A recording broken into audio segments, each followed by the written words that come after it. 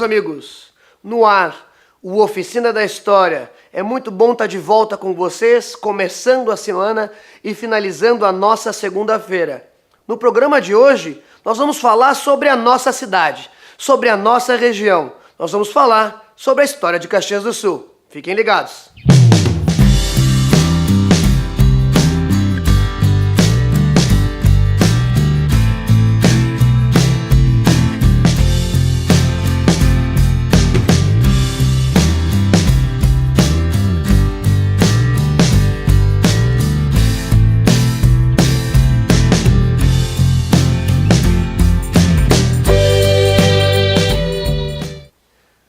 Muita gente acha que a história de Caxias ela é uma história recente, porque a gente só lembra da história de Caxias a partir da vinda do colonizador, a partir da vinda do imigrante italiano. Mas a gente esquece que existe uma história muito anterior a isso. Eu poderia até dizer, inclusive, que seria uma pré-história, uma vez que muita gente pensa que a história de Caxias começa com a chegada do italiano, então a história começaria ali, e o que aconteceu antes disso seria, então, a pré-história da nossa região. Hoje, eu convido o meu grande amigo, jornalista, pesquisador e curioso, Marcos Kirst, que recentemente lançou um livro muito bacana chamado Ecos do Passado, que relata essa história da nossa cidade, relata a história da nossa região, desde antes da chegada do imigrante, da vinda do imigrante e a posterior desenvolvimento da nossa cidade. Professor Marcos, pesquisador e curioso, conta pra gente então mais ou menos como é que era essa nossa cidade, o que tinha aqui antes? Tinha alguma coisa antes aqui? O famoso Campo dos Bugres? Na verdade, não existia cidade alguma, né, Max? Existia muita árvore, muito mato, mata fechada, né? Isso aqui era uma região completamente desbravada. E o que existia naquilo que foi ser conhecido depois como Caxias do Sul, né? Era alguns índios caingangues vivendo aqui nessa região. Por isso que é importante a gente fazer essa volta a que tu falaste, a pré-história da nossa cidade. Caxias do Sul não começa, com a chegada dos imigrantes italianos em 1875. Já existia uma história de gente por aqui antes disso. Que tipo de gente? Índios que habitavam essa terra, todo o nosso Brasil inclusive, né, desde muito tempo antes. É muito interessante perceber que o primeiro registro oficial que se tem de existência de índios caingangues aqui na nossa região se dá 10 anos antes da chegada dos primeiros imigrantes italianos, em 1865, né, uma vez que um tropeiro português, Antônio Machado de Souza, né, tropeiro português, né, vindo de Portugal, que fazia esses desbravamentos iniciais pela região, né, levando tropas de mulas, fazendo transporte de carga, especialmente entre o centro do país, São Paulo, especialmente para Porto Alegre, capital da nossa província, passavam por aqui nessas picadas abertas. Então aqui a gente já tem uma primeira desmistificação. Exato. Porque muita gente por muito tempo inclusive se ensinava isso, que foi o imigrante italiano que chegou nessa terra, que desbravou essa terra. Mas antes teve gente que passou por aqui. Quem colonizou e civilizou de fato foram os imigrantes italianos. Sim. Mas passava gente por aqui sim, né, que são a existência dos índios e esses tropeiros de passagem. Já era uma região conhecida então. Era uma região conhecida. Já estava mapeada, por assim dizer. Existia, a serra existia, estava mapeada. A gente sabe que primeiro chegou da Europa chegaram da Europa levas de imigrantes alemães, né, aqui para o Rio Grande do Sul, para nossa província, que pegaram primeiro o Vale do Caí, né, a parte lá debaixo, e deixaram a serra... Desceram a serra. Deixaram de lado, né, deixa os morros lá para quem se aventurar, né, porque é mais difícil. Sim. Né?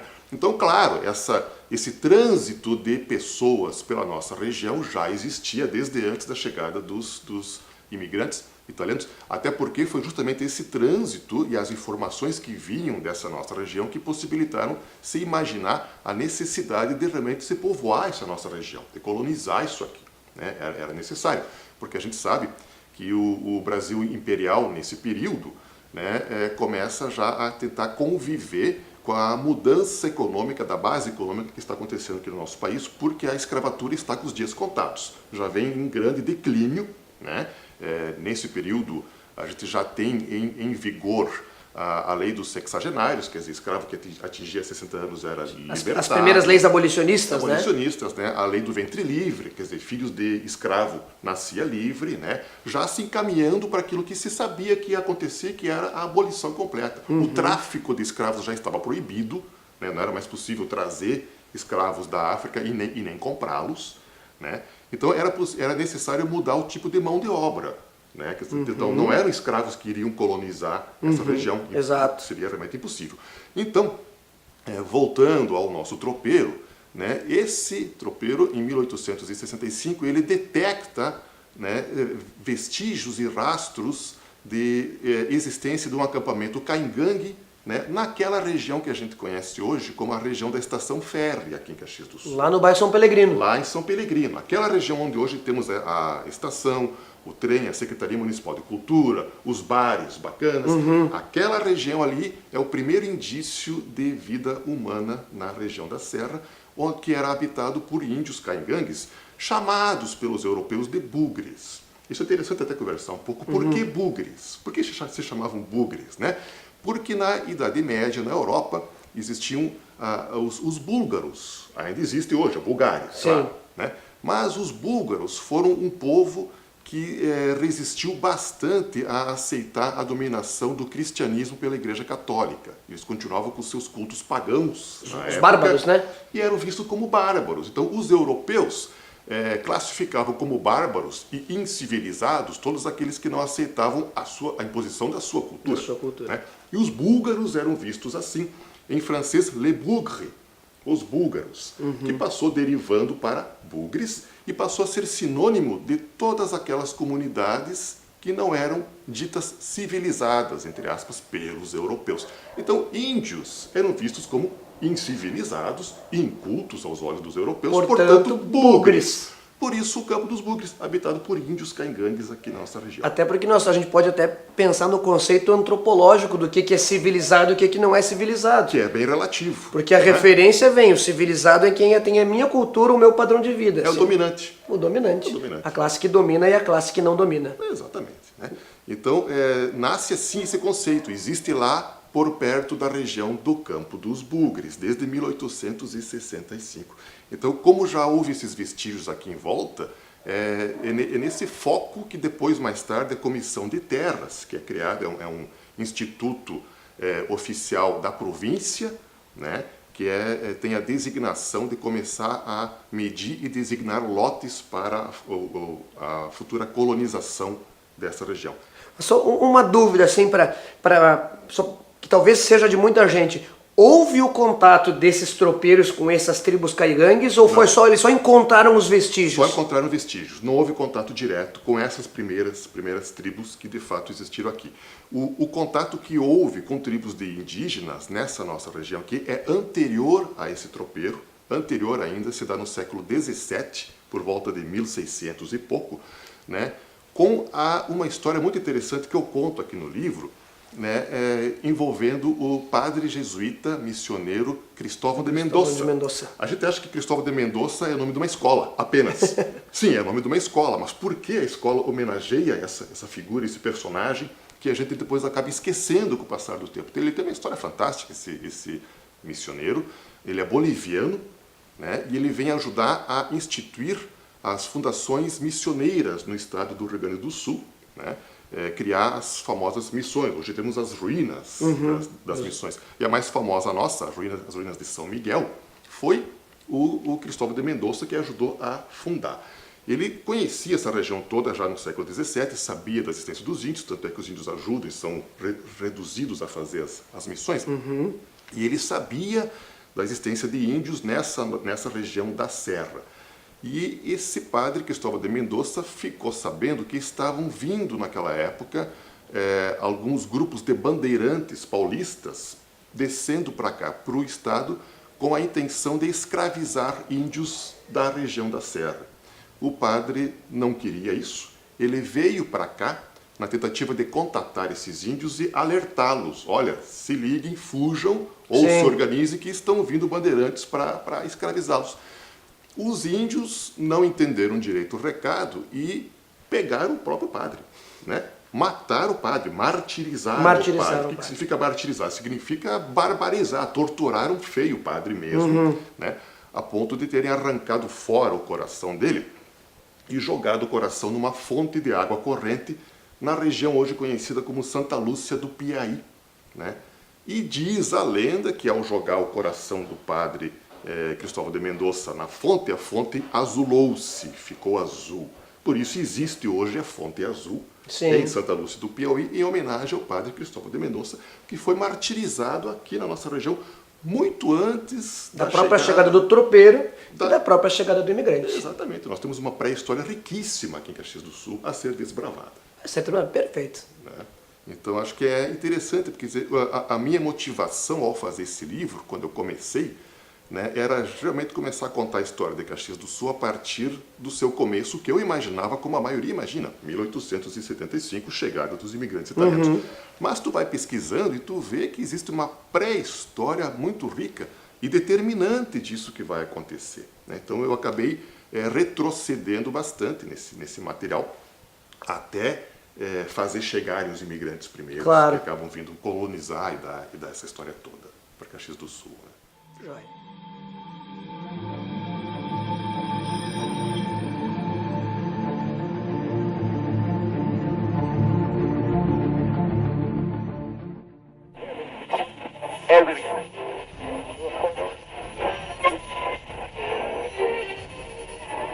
Hoje na história, em 11 de julho de 1822, é fundada a Marinha do Brasil. O Brasil, mais tarde, em setembro, ficaria independente de Portugal e estaria sob a tutela de Dom Pedro I. Em 11 de julho de 1979, Margaret Thatcher toma posse como primeira-ministra da Inglaterra. Ela ficou conhecida como a Dama de Ferro. Em 11 de julho de 1994, os Estados Unidos restabelecem relações diplomáticas com o Vietnã. Estados Unidos e Vietnã vão entrar num dos conflitos mais sangrentos do século XX, que vai chegar ao fim no ano de 1975, com o chamado Tratado de Paris. 11 de julho é Dia Internacional da População e é aniversário do compositor brasileiro Carlos Gomes. Em 11 de julho de 1934, nascia Giorgio Armani, estilista italiano. Em 11 de julho de 1536, morre o escritor renascentista Erasmo de Roterdã, imortalizado com a sua obra dificílima, O Elogio à Loucura. E em 11 de julho de 2014, o mundo perdia Tommy Ramone, produtor e baterista americano da banda Ramones. Esse foi o Hoje na História.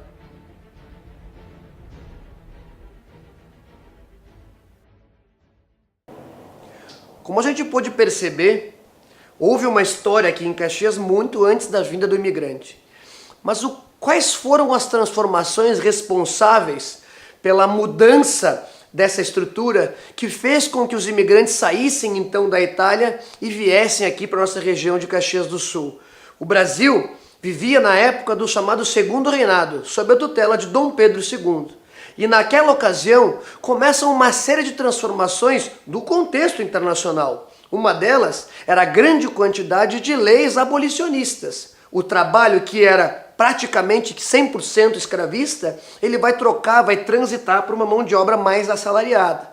Essa política abolicionista recebe uma influência muito grande da Inglaterra, que já passava pela sua segunda revolução industrial e que precisava de uma mão de obra acessível na África e na Ásia e também aumentar a quantidade de mercado consumidor de suas manufaturas.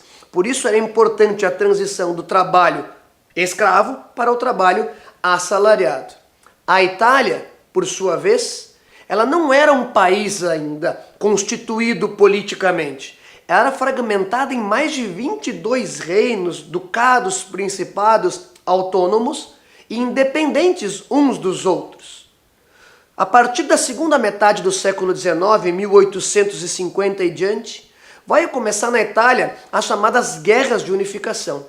E é nesse processo de conflito, de tensão social, que o Brasil, contemporâneo a isso, vai começar com as suas políticas migracionais. Um meio de diminuir essas tensões seria essa onda migracional da Europa para o Brasil, para a América de um modo geral. Marcos, como é que foi então essa questão política? Como é que foi essa transição que criou condições para a vinda do imigrante italiano para a nossa região de Caxias? Exato. O governo imperial percebeu justamente isso, que havia uma possibilidade de obter mão de obra interessada em migrar e vir aqui colonizar essa região. Por quê?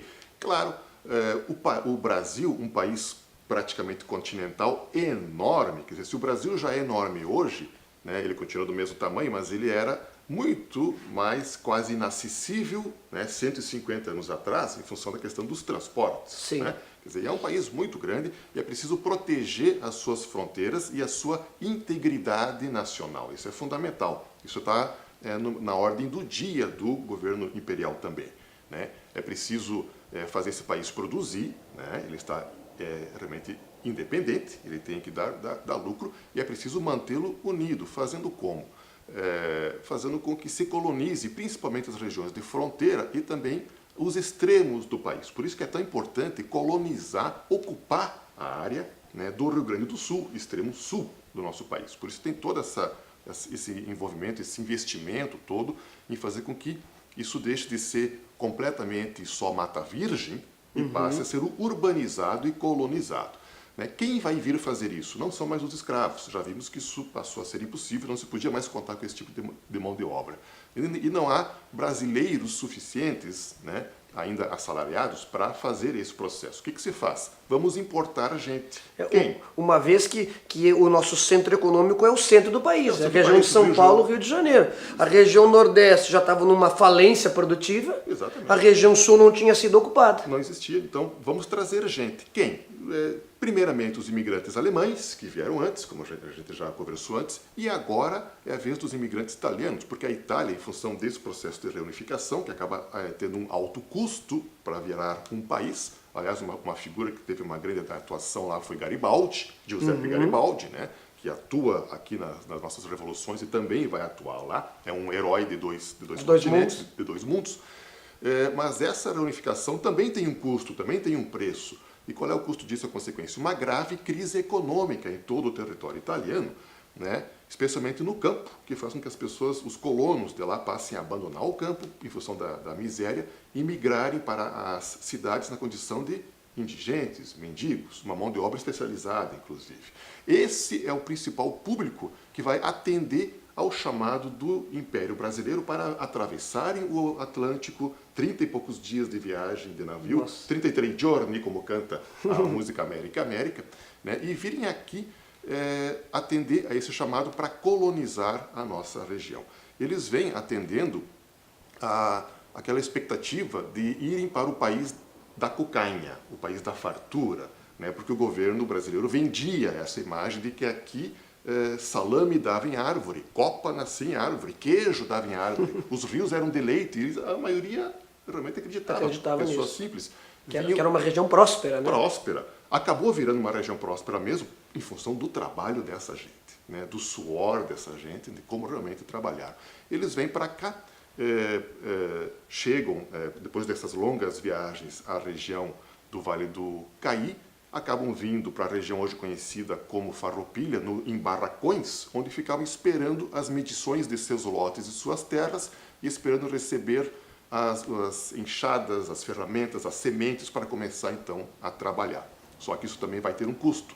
Eles não ganham essas terras, eles fazem contratos de pagamento dessas terras ao longo de 5, 10 anos a partir do seu trabalho.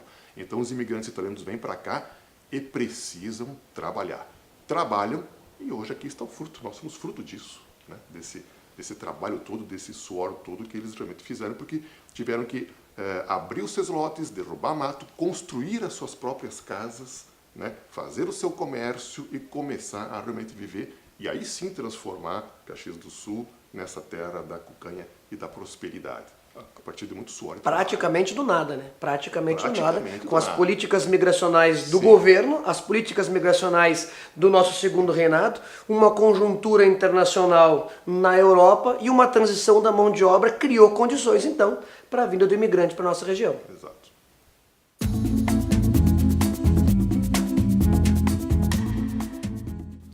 A polenta é um prato típico da culinária e da gastronomia italiana aqui da região de Caxias do Sul. Mas, no entanto, ela não é 100% italiana. O milho, ele é nativo aqui do continente americano.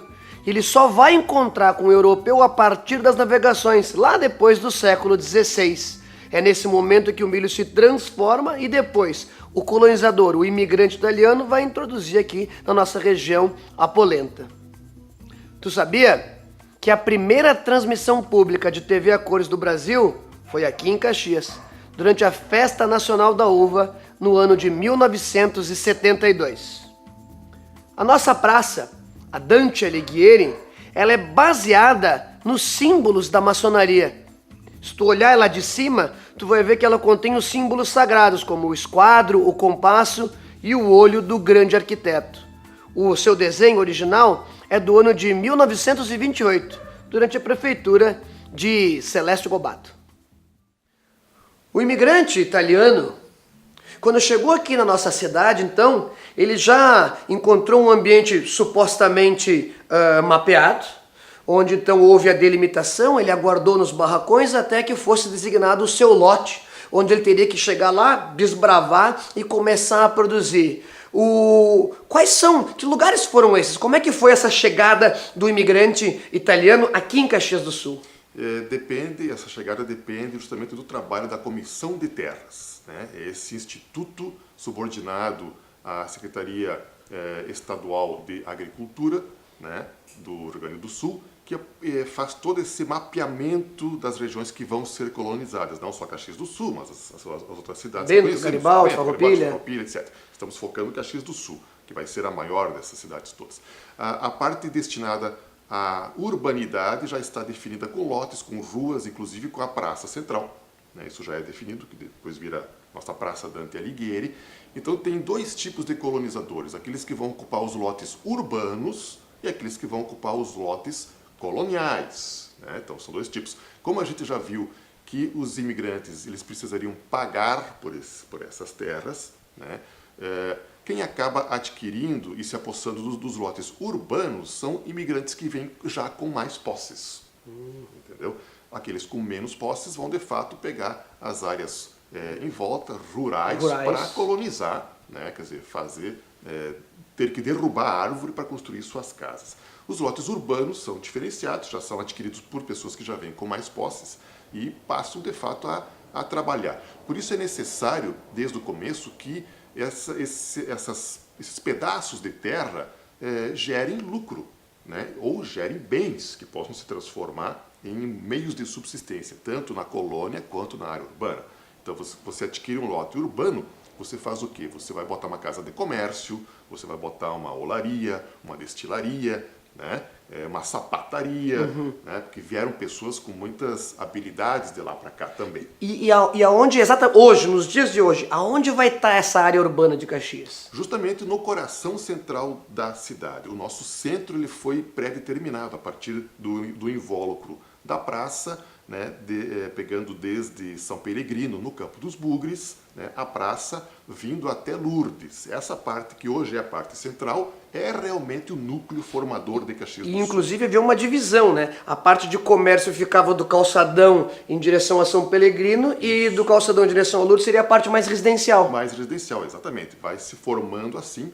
E é muito interessante a gente perceber um aspecto. Caxias do Sul tem a sua história, então não a pré-história, mas a sua história desde 1875 para cá, quase um século e meio, toda ela registrada fotograficamente, né? É uma das raras cidades do mundo que tem, desde o seu berço, a sua origem até os dias de hoje, registrado fotograficamente. Então a gente consegue visualizar, e o meu livro mostra isso, faz uma degustação disso, esses trabalhos iniciais de abertura de ruas, de construção das primeiras dos prédios iniciais, casas, prédio da Intendência Municipal, que era a antiga prefeitura, isso tudo está registrado nessa nossa Pode história fazer, inclusive, visualmente. um comparativo, né, de como era, sei lá, a Júlio de Castilhos, quando foi aberta, e nos dias de hoje, como Que ela era a se Rua transformou. Grande. A foto de capa do livro mostra justamente a Júlio de Castilhos sendo aberta, né, uma foto tirada da região da praça para Lourdes, né, que vai chegar depois na futura BR-116. Então, essa ocupação se dá de forma planejada, né, tanto na área rural quanto na área urbana da nossa cidade, e isso atrai imigrantes de vários tipos, como eu já disse, pessoas incultas, pessoas cultas, né, vão vindo. Um dos imigrantes mais importantes e sintomáticos desse início de Caxias do Sul se chama Félix Lanner, ou Felice Lanner também. Ele é um antigo carabinieri, né, que lutou lá nas guerras de unificação da Itália. Ele é da origem da região do Tirol, no norte, né, que é uma região que era disputada constantemente entre Itália e Áustria. Então ele é austríaco e italiano, na verdade ele é tirolês. Tirolês. Ele vem de lá para cá, Felice Lanner, ele é o primeiro imigrante italiano a construir em Caxias do Sul uma residência e uma casa de comércio. Ele já vem com essa visão de que, como tem muitos tropeiros, tem muita gente chegando, ele já faz o seu comércio ali. O mercado exigiria isso. Exigia isso. E não só isso, ele sim, ele é um dos que vem com bastante dinheiro. Ele já tinha cocaína com ele mesmo, Sim. Então ele vira um empreendedor. Ele compra vários lotes aqui na área urbana e ele é o primeiro que vai fazer, instalar aqui desde a origem uma grande olaria, né, fabricando tijolos, porque desde o início havia um incentivo para que as casas, residências e construções fossem feitas não de madeira, mais frágeis, e sim de alvenaria. De material, De alvenaria. Por isso ele já vem rico, fica muito rico, e é um dos grandes desbravadores, um dos grandes pioneiros, hoje mais ou menos esquecido. E eu me preocupo em resgatar a história de vários personagens nesse livro também, que vão dando o sabor humano dessa saga, em cima da qual a história se faz e permanece. Gente, é um assunto que não se esgota. A gente poderia ficar tranquilamente um dia inteiro comentando isso. E é bem legal a gente lembrar de todas essas nuances da história aqui da nossa cidade. Desde a pré-história, os tropeiros, a chegada dos primeiros imigrantes, até o desenvolvimento de um capital agrícola. E se nós parar para pensar a partir da estação férrea, né, 1910, mais ou menos, Caxias vai acabar sendo um polo econômico muito desenvolvido e vai chegar a figurar como o segundo polo metal-mecânico do nosso país. Então fica a dica, Ecos do Passado, de Marcos Kirst, contando magistralmente a história da nossa região. Marcos, muito obrigado pela tua companhia, pela tua parceria do nosso programa. Prazer. E fiquem ligados no Oficina da História, acompanhem o programa nas redes sociais e até o próximo programa. Tchau!